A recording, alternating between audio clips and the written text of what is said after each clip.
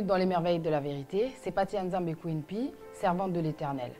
Aujourd'hui, je suis là, c'est une rubrique spéciale, c'est la prédication. J'exploite ce don, le don que Dieu m'a donné, qui est une langue pour que je puisse soutenir par la langue celui qui est abattu. Je suis là par la grâce de Dieu pour donner un message, pour donner un rappel. Dans Ésaïe 50, au verset 4 à 5, vous verrez de quoi dont je veux parler. Cette langue que Dieu a donnée, c'est pour pouvoir soutenir. Aujourd'hui, beaucoup utilisent la parole, beaucoup utilisent leur langue, oublient que la mort ou la vie est devant eux et qu'ils ont le choix. Mais Jésus nous dit, choisis la vie et tu seras béni. Et tu seras béni. La parole de Dieu nous a été donnée pour transmettre de l'amour. La parole de Dieu nous a été donnée pour nous rappeler que Jésus, quand il est venu sur terre, c'est pour que nous soyons sauvés. Il nous a donné la parole pour nous rappeler que nous ne sommes pas là que pour juger. Nous sommes là aussi pour s'aider. Parce que le premier commandement que Dieu nous a donné, qui est de l'aimer de tout son cœur, de tout notre cœur, de toute notre âme, de toute notre force. Le deuxième qu'il nous a donné, c'est de nous aimer les uns les autres. Aime ton prochain comme toi-même. C'est dans le livre de Marc, au chapitre 12, au verset 31. Tu aimeras ton prochain comme toi-même. Dieu nous rappelle de nous aimer, de nous aider les uns les autres. J'ai pour habitude de faire des vidéos sur Facebook. Je vous invite à venir sur mon Facebook, c'est Patty Nzambe, vous pouvez le voir inscrit au bas de l'écran. Je suis aussi sur Snapchat. Sur Snapchat, j'ai l'habitude aussi de faire souvent des édifications, de fortifier les gens, parce que celui qui a l'Esprit de Dieu est appelé à évangéliser, à souvent exhorter les autres. C'est ce que nous demande Dieu, de nous aider les uns les autres, de nous exhorter, par des psaumes, par des hymnes, par des cantiques. On doit se soutenir. Parce qu'ensemble, nous formons qu'un seul corps. La parole de Dieu n'est pas juste là pour servir d'accessoire. La parole de Dieu, elle est là pour qu'on renouvelle nos pensées. Elle est là pour qu'on puisse progresser. Elle est là pour qu'on puisse soutenir aussi celui qui est dans le besoin. Par la grâce de Dieu, aujourd'hui, j'utilise ce don que j'ai pour essayer d'aider mon prochain. Malgré que je ne sois pas parfaite, personne n'est parfait, nous sommes des êtres humains. Mais quand Jésus est venu sur terre, il nous a rappelé que quiconque, dans sa parole, Dieu dit, dans le Jean, vous connaissez tous ce chapitre-là, Jean chapitre 3 au verset 16. Car Dieu a tant aimé le monde qu'il a donné son Fils unique afin que quiconque croit en lui ne périsse point, mais qu'il ait la vie éternelle. Quiconque, ce n'est pas que les chrétiens, c'est aussi pour les païens. Jésus n'est pas venu juger le monde, il est venu le sauver.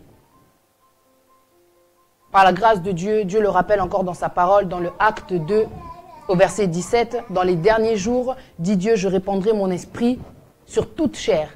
Il ne fait pas d'exception, sur toute chair, pour confondre les gens, pour confondre les choses. Vos fils et vos filles prophétiseront, vos jeunes gens auront des visions et vos vieillards auront des songes. Tout ce qui se passe aujourd'hui, les gens sont surpris, mais c'est dans la parole. Beaucoup de jeunes prophétisent, beaucoup de jeunes ont des visions, des vieillards ont des songes. Ce n'est que dans la parole. J'ai la grâce, par la grâce de Dieu, de pouvoir avoir cet esprit-là que Dieu a cité dans le Ésaïe chapitre 11, verset 2, l'esprit de conseil, l'esprit de force, l'esprit d'intelligence, l'esprit de connaissance et la crainte de l'Éternel. On n'est pas parfait, mais chaque jour, on doit essayer en tout cas de pouvoir changer, de pouvoir s'améliorer. Le message que j'ai aujourd'hui, c'est un message en fait d'amour, un rappel par rapport à la parole de Dieu, ce que nous rappelle Dieu, ce que nous rappelle la venue de Jésus sur cette terre. La venue de Jésus sur cette terre. Je vous rappelle encore dans le Jean chapitre 13 au verset 3 jusqu'à 15. C'est bien long pour ceux qui connaissent déjà ces versets-là. Il s'agit là de l'histoire où quand Jésus nettoyait les pieds de ses disciples. Jésus, le Fils de Dieu. Le Fils de Dieu. Dieu est venu en son Fils, il est venu sur la terre. Mais le Fils de Dieu s'est rabaissé. On va lire la parole de Dieu ensemble déjà pour nous rappeler de l'humilité que Jésus a eue envers ses disciples, envers ses proches, envers les siens. Je lis donc la parole de Dieu. C'est le livre de Jean, l'évangile de Jean, chapitre 13, versets 3 à 15. Jésus qui savait que le Père avait remis toutes choses entre ses mains, qu'il était venu de Dieu et qui s'en allait à Dieu, se leva de table, ôta ses vêtements et prit un linge dont il se ceignit. Ensuite, il versa de l'eau dans un bassin et il se mit à laver des pieds des disciples et à les essuyer avec le linge dont il était saint. Il vint donc à Simon-Pierre, et Pierre lui dit, « Toi, Seigneur, tu me laves les pieds. » Jésus lui répondit, « Ce que je fais, tu ne le comprends pas maintenant, mais tu le comprendras bientôt. » Pierre lui dit, « Non, jamais tu ne me laveras les pieds. » Jésus lui répondit, « Si je ne te lave pas, tu n'auras point ta part avec moi. » Simon-Pierre lui dit, « Seigneur, non seulement les pieds, mais encore les mains et la tête. » Jésus lui dit, « Celui qui est lavé n'a besoin que de se laver les pieds pour être entièrement pur. Et vous êtes purs, mais non pas tous, car il connaissait celui qui le livrait. C'est pourquoi il dit, vous n'êtes pas tous purs. » Après qu'il leur eut lavé les pieds et qu'il eut pris ses vêtements, il se remit à table. Il leur dit, « Comprenez-vous ce que je vous ai fait? Vous m'appelez maître et seigneur, vous dites bien, car je le sais. » Regardez l'amour de Dieu. Si donc je vous ai lavé les pieds, moi le Seigneur et le maître, vous devez aussi vous laver les pieds les uns aux autres. Car je vous ai donné un exemple, afin que vous fassiez comme je vous ai fait. À partir du 14e verset, au verset 14, je veux dire, si donc je vous ai lavé les pieds, moi le Seigneur et le maître, vous devez aussi vous laver les pieds les uns et les autres. Car je vous ai donné un exemple afin que vous fassiez comme je vous ai fait. Mais en réalité, nous avons oublié la vérité. La vérité, c'est de pouvoir exercer l'amour les uns les autres. C'est pour cela aujourd'hui que Dieu utilise même, il choisit les faibles pour confondre les forts. Il choisit les fous, il choisit les folles pour confondre les sages.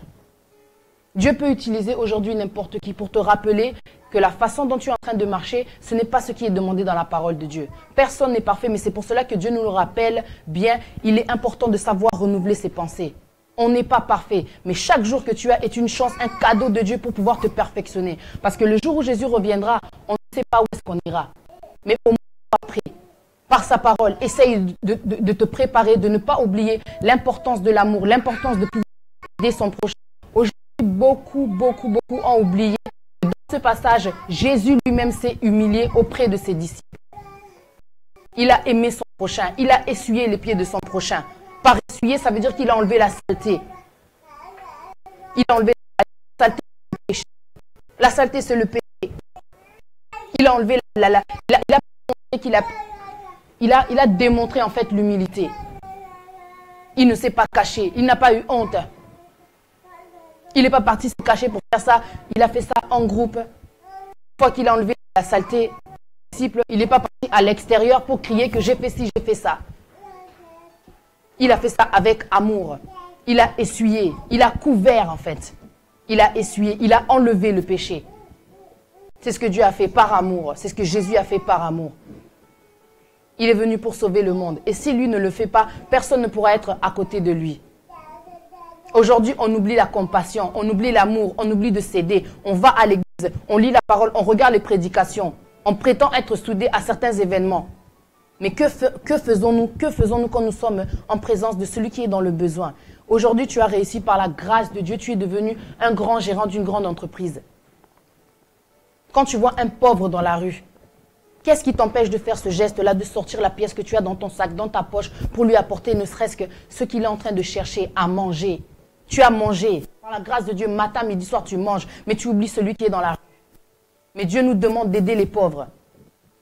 Parce que quand tu aides un pauvre, Dieu ne t'oublie pas. Dieu te bénit à travers ce geste-là. Aujourd'hui, tu as réussi, tu oublies que dans ton pays, cette personne qui a la même couleur que toi est en train de souffrir à cause de la guerre. Elle se retrouve orphelin, orpheline.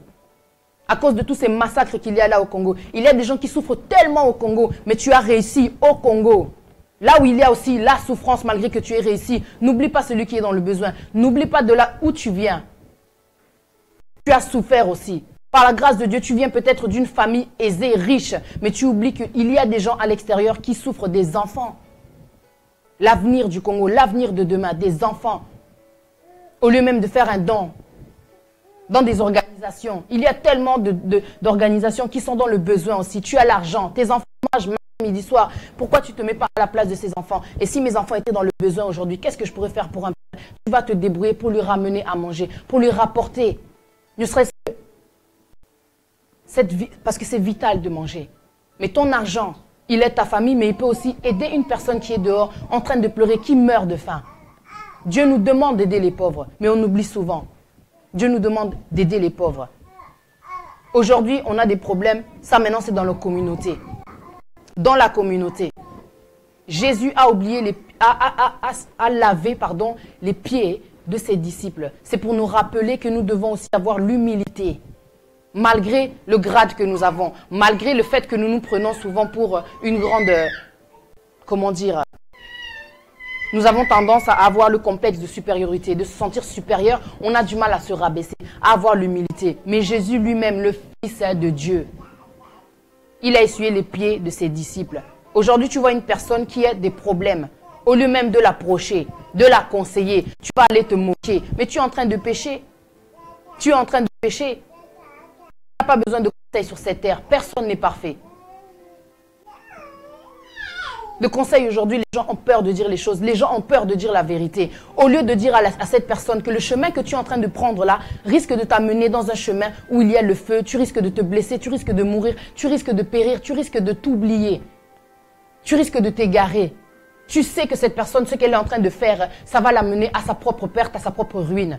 Au lieu de la prendre, d'essayer de la conseiller par amour, bien sûr, toujours avec amour, de lui essuyer les pieds comme Jésus a fait. Tu te moques, tu laisses tomber, tu la laisses dans son coin. Aujourd'hui, la personne a eu un accident. Aujourd'hui, la personne pleure. Aujourd'hui, la personne se retrouve à l'hôpital alors que tu aurais pu sauver sa vie. Essuyer, c'est-à-dire aussi donner un conseil. Empêcher que cette chose-là arrive. Parce que ce n'est pas ton enfant, parce que ce n'est pas ton sang, tu ne veux pas aider. Mais Dieu nous demande dans la parole, le deuxième commandement, aime ton prochain comme toi-même. Si tu vois ton enfant qui prend une mauvaise direction, tu feras tout pour le remettre dans le droit chemin. N'oublions pas de laver les pieds de notre prochain. Nous devons faire ça les uns pour les autres, s'exhorter les uns les autres, s'aider, être unis. C'est ce qui manque dans la communauté, c'est ce qui manque aussi dans la famille. Aujourd'hui, ton propre enfant a des problèmes. Au lieu de te rapprocher, de parler avec lui, tu le laisses dans son coin, il se renferme. Il prend une direction qui n'est pas bonne. Au lieu de l'aider, tu ne gardes pas les problèmes de ton enfant, tu amènes ça à l'extérieur. Aujourd'hui, celui qui trahit son enfant, c'est la mère, c'est le père. Tu ne protèges pas les problèmes de ton enfant. Tu ne protèges pas ton enfant. Il devient accessible quand tu ouvres la porte, tu vas parler de ses problèmes. Toi, celui qui l'a mis sur cette terre. Aujourd'hui, même dans les couples, tu vois, il y a un problème, la femme va partir dehors, va commencer à parler. Ça, c'est tellement répandu. Il y a un problème, la femme a fait une faute, le mari va aller parler partout. Ma femme a fait ceci, ma femme a fait cela. Mais qui est parfait? Vous avez oublié que Jésus a lavé les pieds de ses disciples. Ta femme a fait une faute, reprends-la avec amour. Dis-lui ça, je ne veux pas. Ton mari a fait une faute, au lieu d'aller l'humilier, au lieu d'aller montrer les faiblesses de ton mari, parce qu'en montrant les faiblesses de ton mari, il devient aussi accessible. Il devient aussi accessible. Il devient une proie facile. Déjà que l'homme est faible. En faisant ça, il devient accessible. Tu es une femme sage bâtit sa maison. Il y a un problème, ne sors pas les secrets de ton mari. Ne sors pas la faiblesse de ton mari, n'affiche pas la faiblesse de ton mari. Prends-le comme ton enfant. Parce qu'avant que vous ayez des enfants, c'est lui ton premier enfant. Protège-le. Si tu ne le protèges pas, personne ne le fera pour toi, maman. Personne ne le fera pour toi, mère, femme, épouse. Dieu t'a mis une personne entre tes mains aujourd'hui. Tu le négliges parce qu'il n'a pas de papier. Aujourd'hui, tu es avec quelqu'un à côté de toi, c'est peut-être un ami, il n'a pas de papier. Tu le négliges parce qu'il n'a pas de papier. La valeur de l'homme, ce n'est pas le papier. La valeur de l'homme. La valeur de l'homme, c'est l'amour qui te montre, c'est le respect qui te démontre, c'est l'aide qui t'apporte. Tu sens la valeur. La valeur, c'est aussi l'éducation qu'une personne a reçue. Le papier est un plus pour pouvoir aller travailler, mais une personne qui rentre dans ta vie, qui n'a pas les papiers, mais qui a la Bible entre ses mains. Tu sais la bénédiction que c'est, parce que ça peut changer ta vie, changer ton état d'esprit, sauver même ton âme. Aujourd'hui, tu négliges la personne qui n'a pas de papier. Tu la salis, tu vas te moquer, alors que tu peux l'aider. Tu sais comment faire pour que cette situation-là s'arrange. Essuyons-nous les pieds, aidons-nous les uns les autres, aimons-nous les uns les autres. On ne sous-estime pas quelqu'un parce qu'il n'a pas de papiers. Sans papier. Et Dieu nous a fait devenir, nous a donné une identité à travers ces papiers-là. Mais même sans identité, aujourd'hui, un homme reste un homme, une femme reste une femme. On ne néglige pas quelqu'un parce qu'il n'a pas de papier. Ne rejetons pas l'autre parce qu'il n'est pas pareil que nous. Ce que tu es aujourd'hui, ce n'était pas ce que tu étais hier. N'oublie pas d'où tu viens, n'oublie pas ce que tu as traversé aussi. Comment est-ce que tu as galéré aussi. Tout ce que tu as rencontré quand tu es venu en Europe, comment on t'a sous-estimé. Mais aujourd'hui, Dieu t'a fait grâce, tu as eu les papiers. Tu ne veux pas aider aujourd'hui celui qui n'a pas de papiers? Dieu lui fera grâce un jour par la grâce de Dieu. Que feras-tu? Dieu lui fera grâce, que Dieu fait toujours grâce. Il y a un temps pour tout. Il y a un temps où on cherche, il y a un temps où on trouve. Dieu fait grâce. Tu as passé la frontière, tu auras les papiers. Patiente. Il faut savoir trouver les bonnes personnes qui peuvent nous aider aussi, malgré le fait qu'on n'ait pas de papier. Dieu nous aime malgré le fait qu'on n'ait pas de papier. C'est une bénédiction, une personne qui a la Bible entre ses mains mais qui n'a pas de papier. Par les prières, on peut tout arranger. Par la foi, celui qui croit verra, pardon. Celui qui croit verra. On ne sous-estime quelqu'un qui n'a pas de papier. Aujourd'hui, pareil, une personne sort de prison, va en prison, vous la délaissez. Une personne qui est en prison est une personne affaiblie, qui se sent condamnée. Heureusement que Jésus accepte toute personne rejetée, condamnée. Il est là pour celui qui est face à la mort. Il est là pour le pécheur. Jésus ne condamne pas le pécheur, il n'aime pas le péché.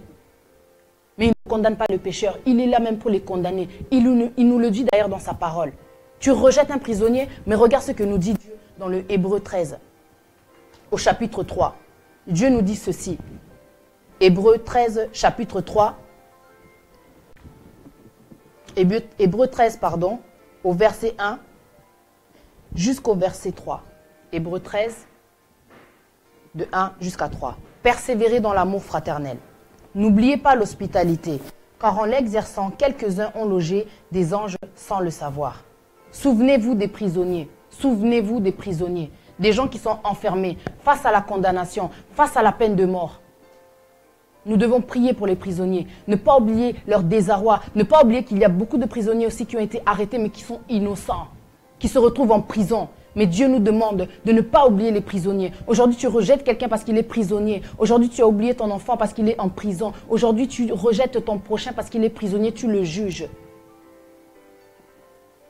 Heureusement que par le geste que Dieu a fait en envoyant son Fils, Jésus-Christ est mort pour nous libérer de la condamnation. Le prisonnier est libéré aujourd'hui, malgré le fait qu'il soit en prison. Parce que la vraie liberté, elle est dans l'esprit. Celui qui accepte Jésus-Christ de Nazareth est libéré contre la condamnation, contre la mort et contre le péché. Prie pour cette personne qui est en prison pour qu'elle puisse être libérée de cet esprit de blocage, qu'elle ne retourne plus en prison. Ne rejette pas une personne parce qu'elle rentre en prison. Regarde ce que dit la suite du verset. On est toujours dans le Hébreu 13, au verset 3. Souvenez-vous des prisonniers, comme si vous étiez aussi prisonnier. Mets-toi à la place de cette personne qui est en prison. Elle a une famille, elle ne voit pas sa famille tout le temps. Certains, à cause de la prison, se sont séparés. La famille s'est écartée. Prions pour les prisonniers, pour cette souffrance. Beaucoup se sont suicidés en prison. Ils n'ont pas supporté l'enfermement, la condamnation. Prions pour les prisonniers. Ne rejetons pas celui qui est dans le besoin. Surtout que quand tu es un enfant de Dieu, tu connais la parole. Verset 3. Comme si vous étiez aussi prisonnier, comme étant aussi vous-même dans un corps. Mets-toi à la place de ton prochain. Mets-toi à la place de ton prochain. Et si toi aussi ça t'arrivait. Il y a des gérants d'entreprise qui sont rentrés en prison. Est-ce qu'ils pensaient que ça pouvait lui arriver? Il y a des personnes qui se sont retrouvées en couple, on va dire, et qui se sont retrouvées en prison pour complicité. Mais alors qu'elles n'avaient rien à voir, innocents. N'oublions pas les prisonniers. N'oublions pas d'exercer l'hospitalité comme Dieu nous le demande. Parce qu'en exerçant l'hospitalité, quelques-uns ont logé des anges. La bénédiction, la protection, l'amour de Dieu. L'hospitalité. Tu vois quelqu'un qui a un problème. Tu l'appelles. L'hospitalité, c'est laisser rentrer quelqu'un dans son univers, chez toi. C'est d'aller aussi vers lui. L'hospitalité. N'oublions pas la parole de Dieu. Quand on se perd, la parole de Dieu est là pour nous guider. Parce que la parole de Dieu, c'est le chemin, c'est la vie, c'est la vérité. N'oublions pas la parole de Dieu. Aujourd'hui, une personne est malade. Ce n'est pas parce qu'une personne est malade qu'elle a péché, qu'elle représente le péché. Aujourd'hui, les gens rejettent même les malades. Mais nous devons prier pour ceux qui sont hospitalisés, pour ceux qui sont malades. Une personne qui est malade a besoin de soutien. Elle a besoin d'être visitée. Elle a besoin de prière. Personne n'est parfait. Certains exercent ce qu'il y a dans la parole, mais d'autres ne l'exercent pas. Et par la grâce de Dieu, quand un message comme ça vient à toi, que tu te sens concerné, gloire à Dieu. Il est temps que tu bouges, il est temps que ça change. Ton soutien peut apporter la guérison à quelqu'un. Ta prière. On ne rejette pas quelqu'un parce qu'il est malade. Par la grâce de Dieu, Jésus a même sauvé cette personne qui était malade depuis 38 ans à la piscine là de Bethesda. 38 ans. Mais c'est par la foi, mais c'est parce que Jésus est venu. Lève-toi, prends ton lit et marche. Par la foi que cet homme est guéri. Parce que Jésus est venu vers lui. Va vers le malade. Prie pour lui. Il a le sida, il a une maladie contagieuse. N'aie pas peur. Avec la foi, on peut tout arrêter. On peut tout stopper. Ce qui se passe en face de toi ne peut t'arriver. Avec la foi, quand on est déterminé, on sait que non. Dans la parole, Dieu me demande d'avoir l'hospitalité, d'exercer la fraternité. Je ne vais pas laisser mon prochain parce qu'il est dans la maladie. Parce que tu as peut-être le pouvoir de le guérir par ta foi à toi, par le fait que tu connaisses la parole, par le fait que Jésus-Christ vit en toi. Cette personne a besoin d'être sauvée par toi, par le fait que tu connaisses la parole de Dieu. La vie. Tu as la vie en toi quand tu as la parole de Dieu. La parole peut guérir ton prochain.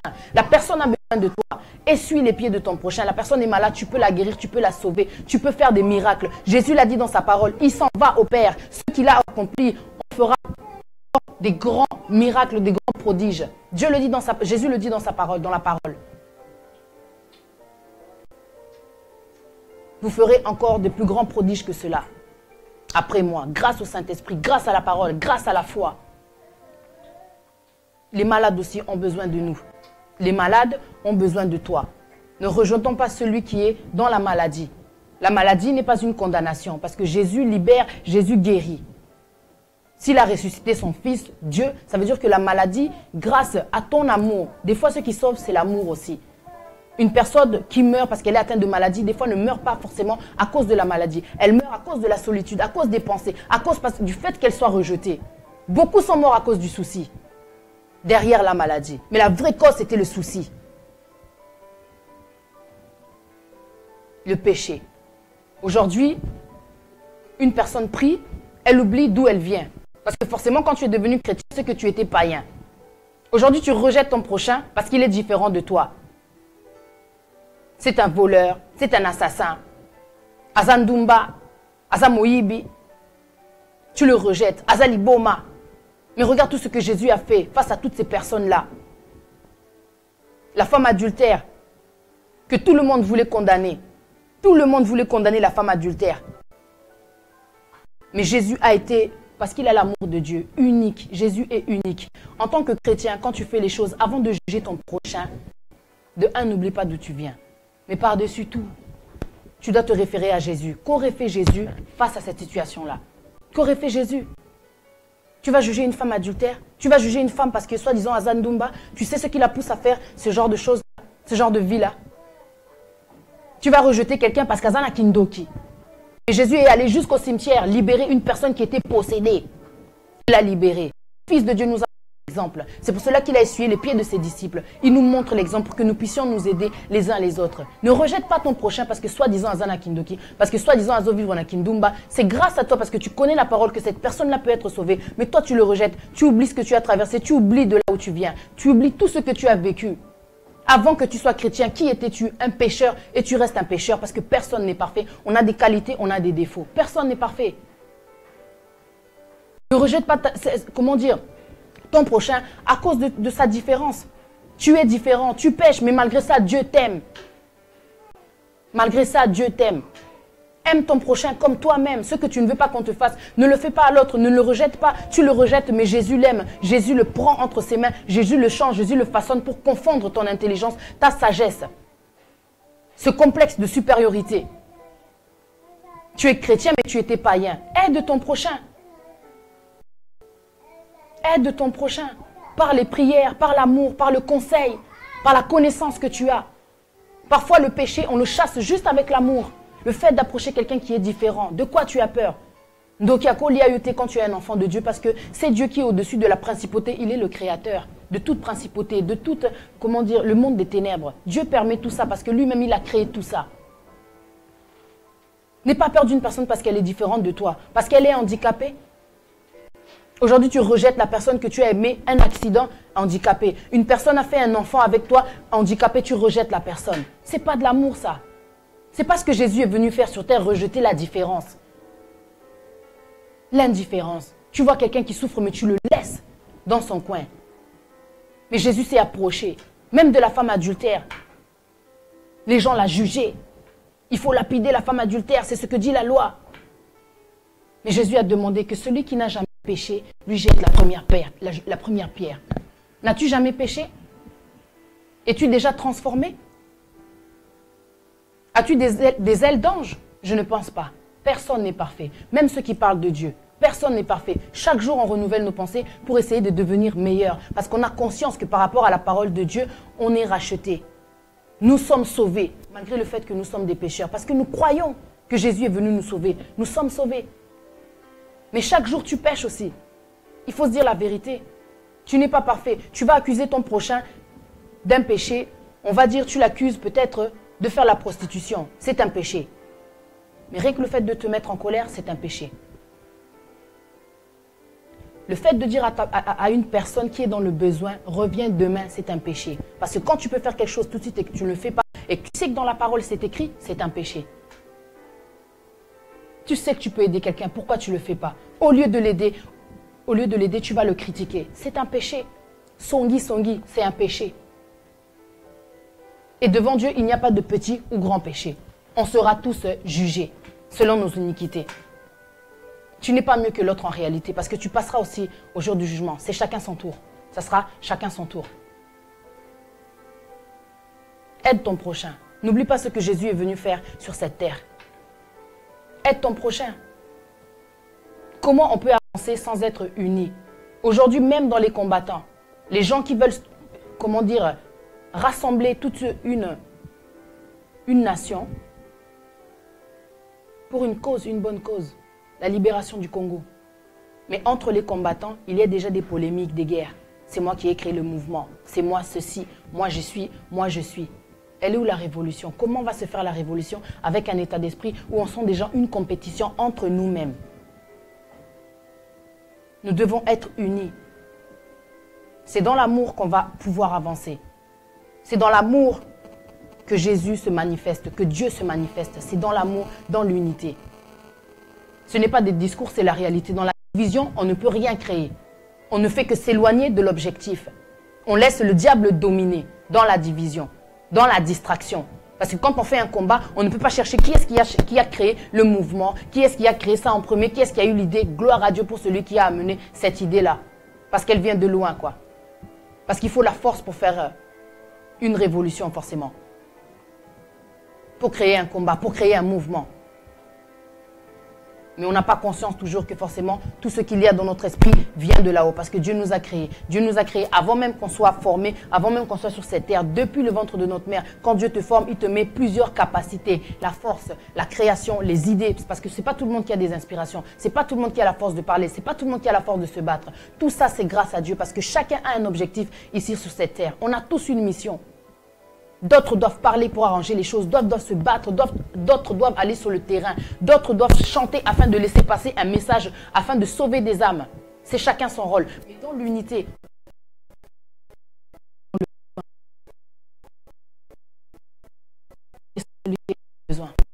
en négligeant, en défavorisant. Aujourd'hui, tu élèves les enfants de cette personne qui est décédée. Mais regarde comment est-ce que tu les négliges, comment tu te moques d'eux.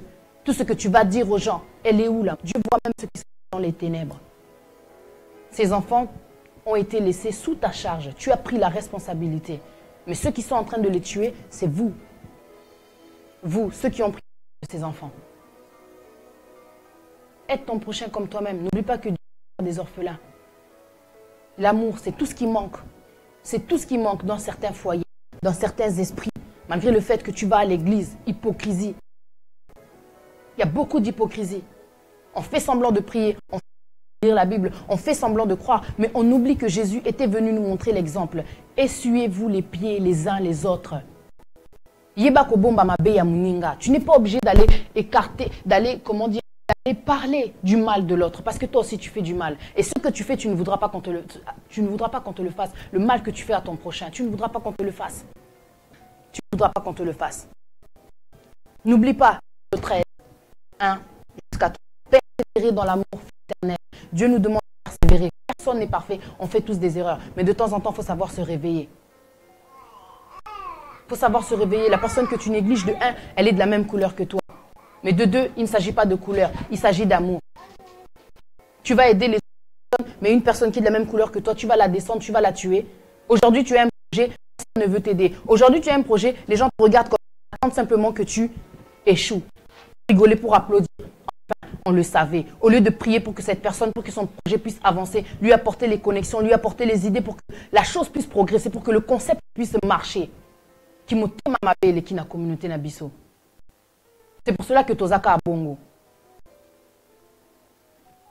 Parfois, par l'amour, les choses pourront être différentes demain, même au Congo. Il y a tellement de choses à changer, il y a tellement de choses à écarter, il y a tellement de choses à effacer, il y a tellement de choses à laver, en vérité. Mais ne maudis pas ton pays si tu veux que ton pays soit sauvé. Prie aussi pour le Congo. Est-ce que tu intercèdes pour le Congo? Est-ce que tu prends du temps pour le Congo, pour ton pays? Que tu pleures, tu vois les manifestations, tu vois les images. Tu es donc dans un état, Dieu seul sait. Prie aussi pour ton pays si tu veux que les choses changent. Arrête de dire du mal de ton pays. Les paroles aussi, ça suit. Si on descend à dire que le Congo ne changera pas, qu'est-ce qui va se passer? Tes paroles. C'est la parole que Dieu a créé le monde. Que la lumière soit, la lumière fut. La parole. Bénis comme maudit.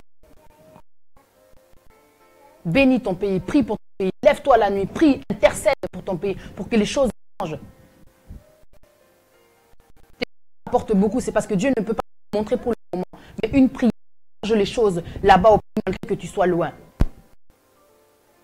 N'oublie pas ton prochain. On vient de loin, n'oublions pas d'où nous venons. Tu es ici, tu as réussi, pense aussi à ceux qui sont dans ton pays. Tu es ici, tu passes devant les pauvres, pense à cette personne qui a faim, qui n'a pas mangé depuis peut-être 3 jours, mais elle tient comme ça. Le jour où Jésus reviendra, on ne sait pas. On ne connaît ni le jour, ni l'heure. Qui te dit s'il est devant toi? On ne sait pas. Le jour de l'enlèvement, pareil. Est-ce que tu seras prêt? Tu seras enlevé pour aller où? On ne sait pas. Tu vas rester pour aller où? On ne sait pas. Jésus est celui qui a donné la deuxième chance à l'être humain, malgré sa nature mauvaise, de devenir meilleur. À travers la parole, à travers tes actes. Il y a beaucoup de gens qui cherchent des délivrances. Il y a beaucoup de gens qui cherchent des bénédictions. Mais l'action, le fait d'aider ton prochain, c'est déjà une bénédiction, c'est déjà une délivrance. Il y a des fois, tu fais tellement. Tu donnes tes offrandes, tu lis la parole, tu vas à l'église, tu vas au veillées, tu vas au séminaire, tu vas aux conférences. Mais tu vois que cette situation-là ne change pas. Il te manque quoi? Il te manque l'amour. Tout ce que tu accomplis, tout ce que tu fais sans amour est en vain. Laisse-moi te dire la vérité. Si l'Éternel ne bâtit, celui qui bâtit, bâtit en vain. L'Éternel, c'est un Dieu d'amour. Sans amour, tu n'iras pas loin. Tout ce que tu fais est en vain. Tu pries, mais tu n'as pas d'amour pour ton prochain. Tu sais que ton prochain est dans le besoin. Ça ne te regarde pas, tu fais que prier ton Dieu. Hypocrisie. C'est pour cela que Dieu dit dans sa parole. Comment peux-tu aimer Dieu que tu ne vois pas si tu n'aimes pas ton prochain, celui que tu vois? Comment? Comment? L'amour que tu as pour Dieu va se démontrer à travers l'amour que tu démontres aux autres en fait. N'oublions pas, Jésus a lavé les pieds de ses disciples pour nous montrer l'exemple. Aidons-nous les uns les autres. Lavons-nous aussi les uns les autres. Approchons-nous. Apprenons à dire la vérité, à être francs les uns les autres aussi. Apprenons la discrétion. Apprenons à garder aussi les fautes de notre prochain, parce que nous ne sommes pas parfaits. Nous ne sommes pas parfaits. Regardez ce que nous dit la parole de Dieu dans Colossiens 3. Je vais m'arrêter sur cette parole. Colossiens 3, versets 5 à 16. C'est vrai que c'est très long. Je vais lire les versets, en tout cas, qui ont touché mon esprit. Colossiens au chapitre 3, versets 5 jusqu'à 16. Colossiens 3. Je vais lire le verset 8. Colossiens 3, au verset 8. Mais maintenant, renoncez à toutes ces choses, à la colère, à l'animosité, à la méchanceté, à la calomnie, aux paroles déshonnêtes qui pourraient sortir de votre bouche. Ne mentez pas les uns aux autres. Vous étant dépouillés du vieil homme et de ses œuvres, parce que tu es une nouvelle créature, tu es censé devenir meilleur. Le mensonge, tu le laisses de côté parce qu'on ne peut servir de maître. Jésus est un Dieu de vérité. Et ayant revêtu l'homme nouveau qui se renouvelle dans la connaissance selon l'image de celui qui l'a créé. Ça, c'était le verset 9.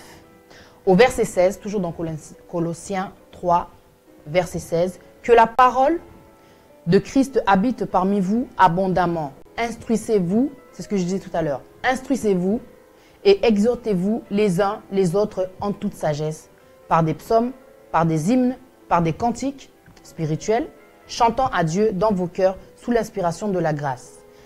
Au verset 17, et quoi que vous fassiez en parole ou en œuvre, faites tout au nom du Seigneur Jésus en rendant grâce à Dieu le Père. On doit tout faire dans le nom de Jésus. Et n'oublions pas les actes que Jésus a eus sur cette terre. Même sur la croix, à côté de ces deux brigands. Un n'avait toujours pas conscience de qui était Jésus, mais l'autre a demandé. Il croyait à être sauvé. Et Jésus lui a dit, tu seras au paradis avec moi. Même sur la croix, à la dernière minute, Jésus, c'est l'amour, quoi. C'est la miséricorde. Alors toi à qui on n'arrive pas à laver les pieds, toi qui es rejeté, toi qui as été négligé, toi dont le monde pointe du doigt à cause de ce péché, à cause de ce mode de vie que tu as là aujourd'hui, Yéba, dis-toi que Dieu t'aime malgré tout, malgré ça.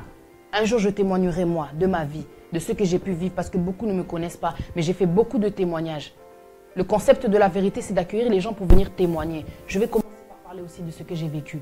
Et pour te dire qu'aujourd'hui, si je ne peux pas laisser la parole de Dieu, c'est parce que Dieu m'a transformé. C'est que sans la parole, je n'aurais déjà pas pu parler, je n'aurais pas pu changer, je n'aurais pas pu arrêter tout ce genre de vie que j'avais, l'addiction, les hommes, tellement de choses que Dieu a fait en moi. Mais aujourd'hui, je ne peux pas m'arrêter de parler. Dieu seul sait, malgré mes imperfections, parce que Dieu agit au-dedans de moi et qu'il prend les choses folles de ce monde pour confondre les sages et il choisit les faibles pour confondre les forts. Ta vie va changer si tu t'accroches à Dieu et que tu crois. Parce que Dieu dit, quiconque croit en lui ne périra point. Et tu auras la vie éternelle. Ta vie sera changée. Tu vas oublier ce passé-là. Dieu te fera oublier. Tu vas accepter tellement de choses, grandir, évoluer, être transformé. Parce que celui qui a la foi verra. Crois-moi, je viens de loin. Mais la parole de Dieu m'a libéré. Vous connaîtrez la vérité vous affranchira. Tu vas te détacher de tout mauvais esprit, de tout blocage spirituel, de toute malédiction. Parce que toute malédiction, sa cause est nulle et sans effet. Avec Dieu, on est libéré de la malédiction, de la condamnation. Nul et sans effet. Tu vas changer. Approche-toi de Dieu. Approche-toi de la parole de Dieu. Tu ne sais pas où aller. Tu as l'habitude de prier à la maison, mais tu sens que spirituellement, les choses n'avancent pas. Tu ne grandis pas. Tu ne vois pas d'évolution. Un enfant de Dieu est amené à briller, à évoluer, à progresser. Parce que Dieu est le Dieu très haut. Ça veut dire qu'il t'amène au sommet. Ta vie doit changer. Tu cherches une église, je t'invite dans mon église. J'ai affiché l'adresse tout à l'heure. C'est à Hayes, c'est la Gloire, ADG. L'église du pasteur Emmanuel. C'est là où je prie. Je t'invite dans mon église, tu vas voir l'adresse s'afficher. Ne te décourage pas. Même si le monde te rejette, dis-toi que tu as un Dieu qui est plus fort que tout, qui te sauvera, qui te sortira de cette situation-là. Voilà. C'était Paty Nzambe Queen P dans les merveilles de la vérité. C'était la rubrique prédication. Merci beaucoup de m'avoir suivi. Je vous dis à très bientôt. Merci pour vos commentaires, vos messages. Je vous dis à bientôt. N'hésitez pas de me contacter sur mon Facebook, sur mon Snapchat. J'ai aussi une chaîne YouTube où vous pouvez regarder toutes les vidéos que j'ai pu faire parce que cela fait bientôt 2 ans que je parle ainsi par la gloire de Dieu.